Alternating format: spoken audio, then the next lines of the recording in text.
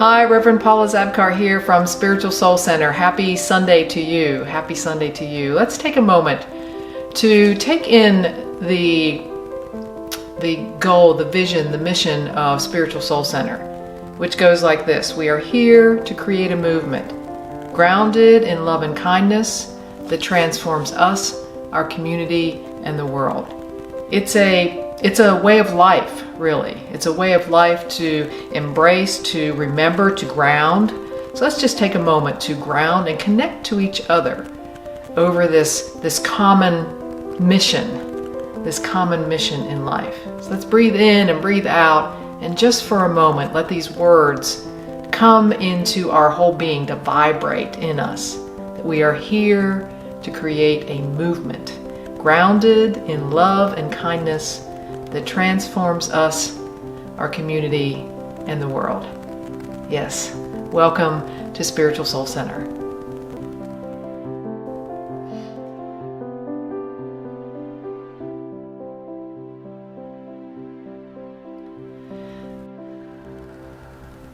Well, last week I shared a story about our search for our new space, and I want to do a little recap because it is another aspect that I want to share with you today. You know, before that last Sunday message, we had a board meeting on a Friday. We were all excited about the new space that was coming to us. We had made plans about who was going to do what.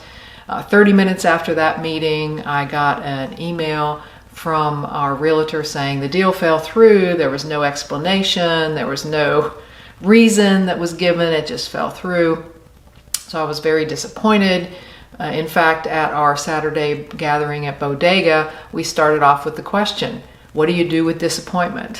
What do you do with disappointment? And we all came to a consensus that one of the thing you do with disappointment is to experience it,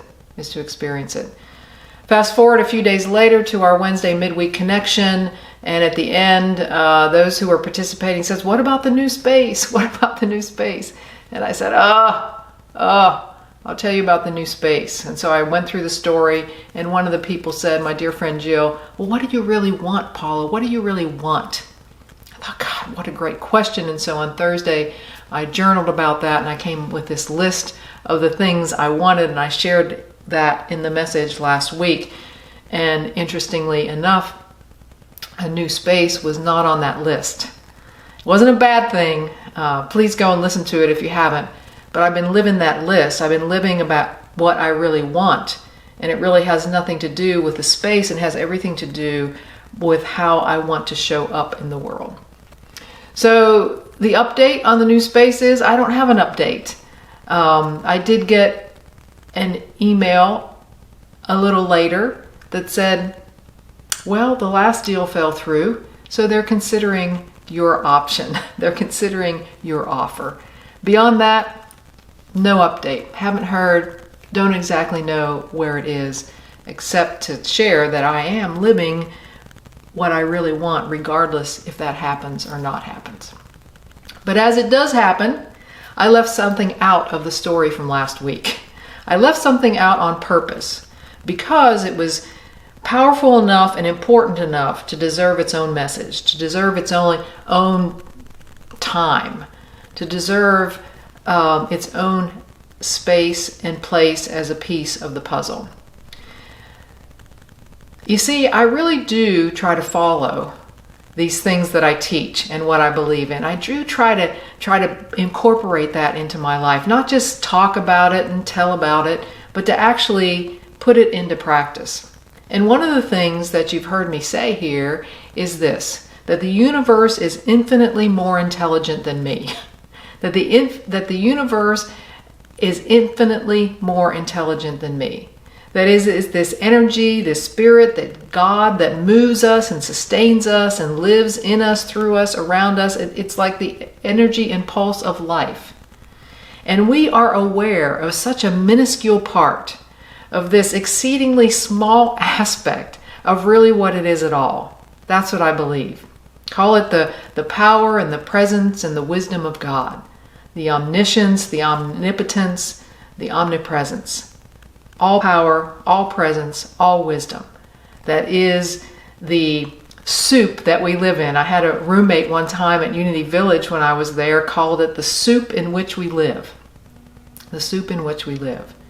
See, life happens through me, but life is happening all around me as well. Life is happening in the ever eternal presence that it is. It reminded me of this poem from the book Mala of the Heart, and it goes like this. It's a poem from Tukaram. It's the old shell trick with a twist. I saw God put himself in one of your pockets. You are bound to find him. You are bound to find him there. You see, I believe there's all sorts of things that happen all the time that we pass by. We forget that God is as close as in our pocket. You hear what I'm saying? And it's not the everything happens for a reason kind of thing. It's that if God had a desire, I believe that desire is for us to know the love that we are. Is for us to know that we are that we are that. And sometimes that shows up in the most amazing way. That effort of the universe, which is really no effort at all, I believe.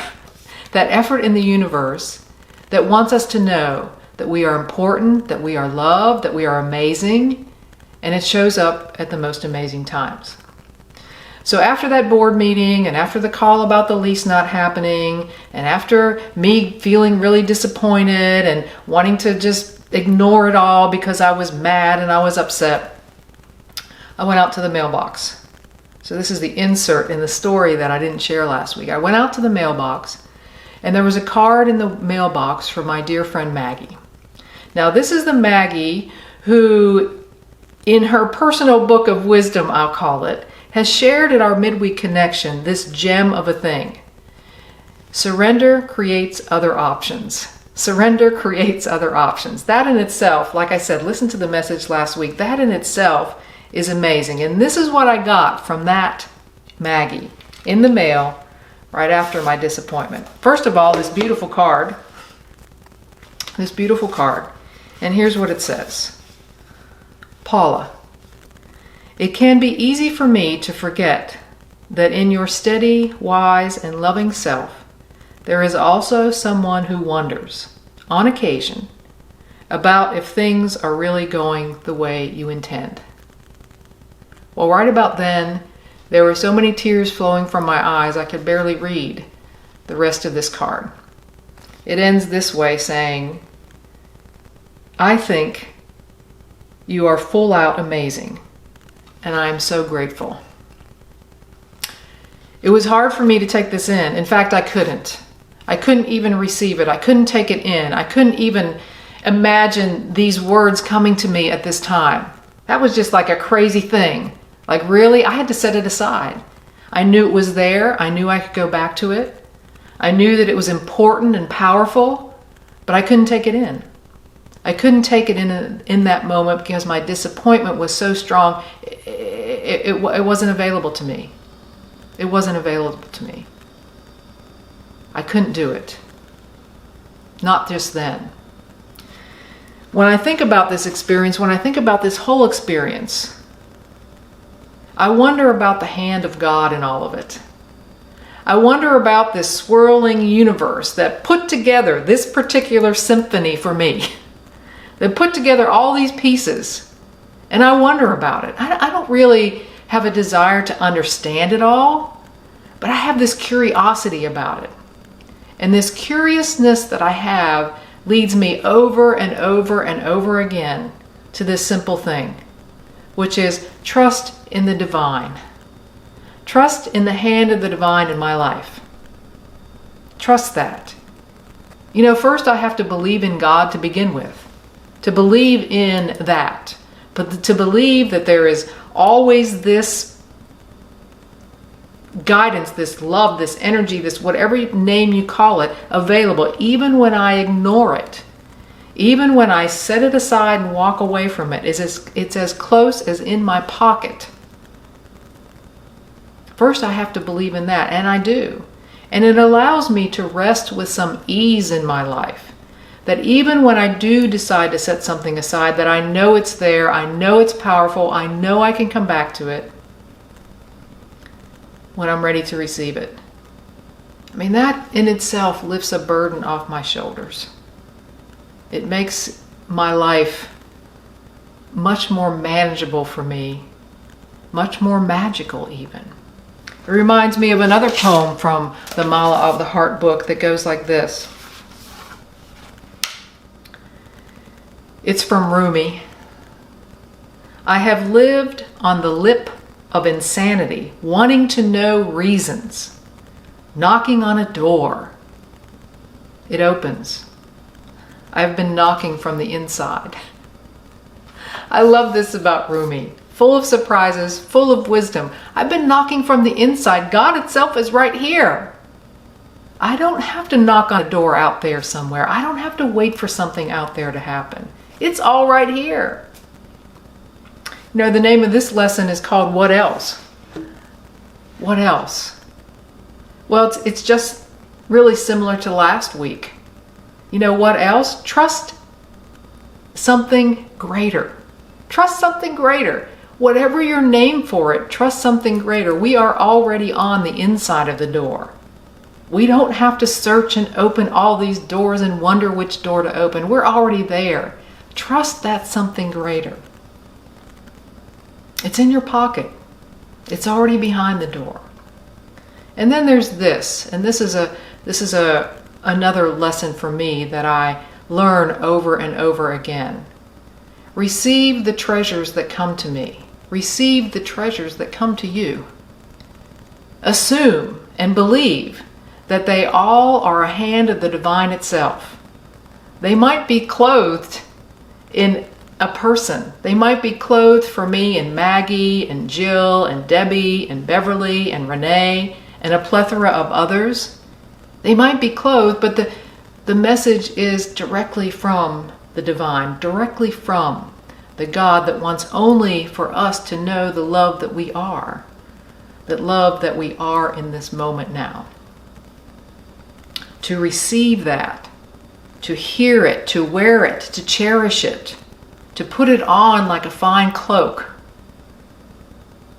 to put it on like a beautiful hat or a comfortable pair of shoes, to wear it, to own it, to realize that we are worthy, that we are beautiful, that we are powerful, that we are essential. So that's the what else in this message. To trust something greater and to receive what's given. To receive what's given. So let's spend some time right here, right now, in meditation, to sit and receive. To sit gently, to sit lightly, to be still. To know that the universe is infinitely more intelligent. That it swirls in its symphony to awaken me to the love that I already am. For these few moments together,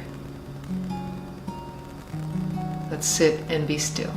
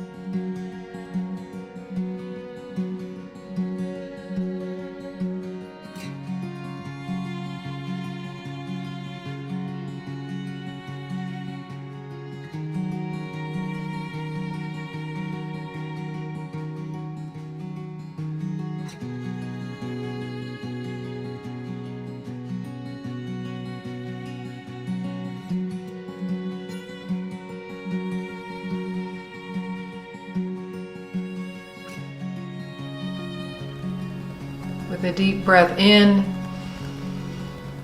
and another one out. And maybe one more breath in and out. We bring ourselves back with conscious awareness of this day before us, this day laid out in front of us, to engage in it, to know that we can walk knowing that the divine is all around us, in us, through us, in our pocket, behind the door. And for that we can walk with ease, with grace, with confidence, with hope, and with a deep sense of gratitude. And so it is. Amen. Amen. Thank you for sticking with me through this story. It has been such a travel for me of wisdom and openings and learning. Something you think you already knew becomes much more exquisite, much more potent in myself. And I hope it's helpful to you when I share that as well in your life, So let's close this way with this prayer together, to feel it, to not just say it, but to feel it. Please say it with me and feel it with me as we say, may I be filled with loving kindness. May I be well. May I be peaceful and at ease. May I be happy. May all beings be filled with loving kindness. May all be well. May all be peaceful and at ease. May all be happy. And so it is until next time. Amen.